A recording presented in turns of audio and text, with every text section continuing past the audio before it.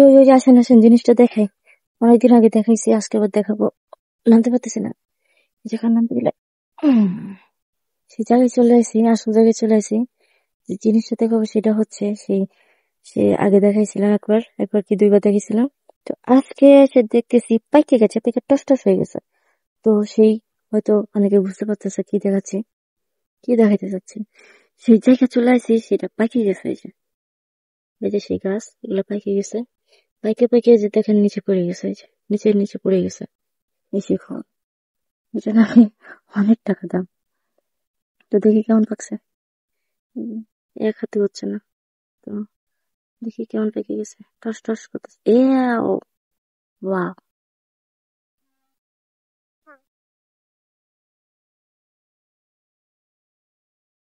আসলে মিষ্টি।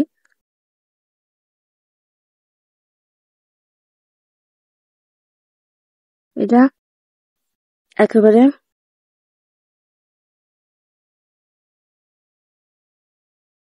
গাবের মতো লাগে।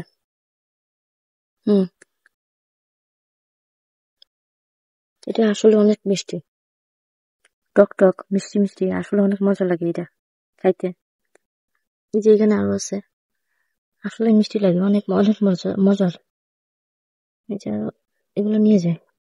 ওয়াও, আগে জানতাম না। এই দেখেন আরো নিচে পড়ে গেছে, গাছটা কিন্তু ছোট। এই যে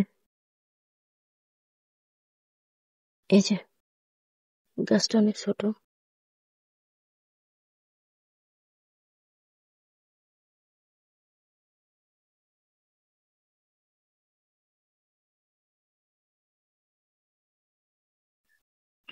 গাছের তাই কি গেছে, আসলে মজা লাগে। তো জানতাম না এই গাছগুলা আমাদের এদিকে অনেক হইতো।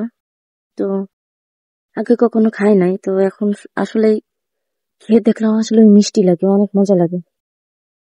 তো যারা যারা খায়নি তারা খেয়ে দেখতে পারে, ট্রাই করে দেখতে পারে কেমন লাগে আসলে।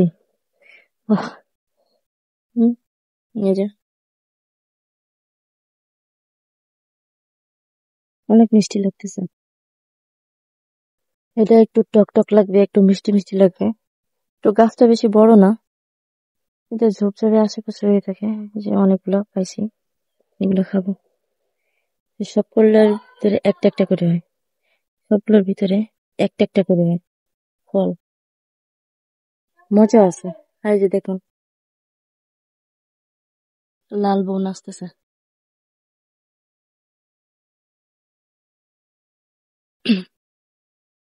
তো যারা যারা যাদের বাড়ির আশেপাশে এগুলো আছে, তারা এগুলো একবার মুখে নিয়ে দেখতে পারে এটা কেমন আসলে, এটা আসলে কেমন দেখতে পারে।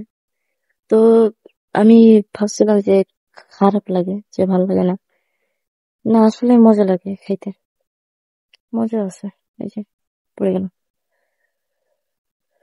আসলে মজা।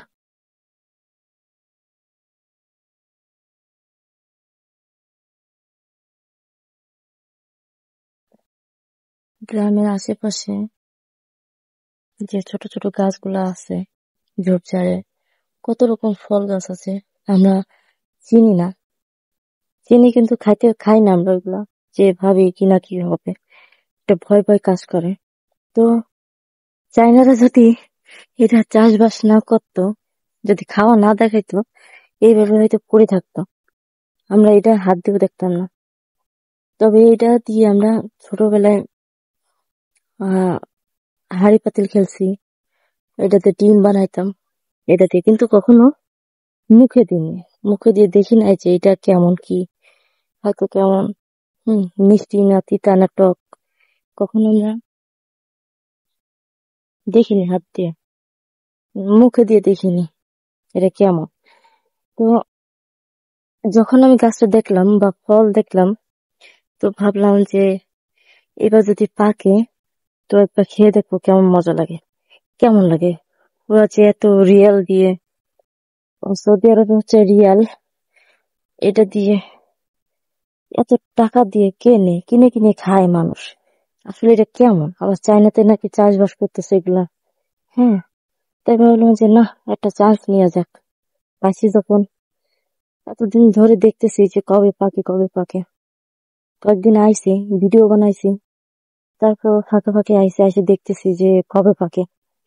তো আজকে অবশেষে পেয়ে গেলাম যে পাইকে গেছে।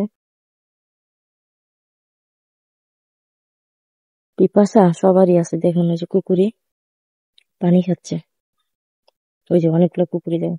এই জায়গা থাকা যাবে না, এই জায়গা থাকা যাবে না।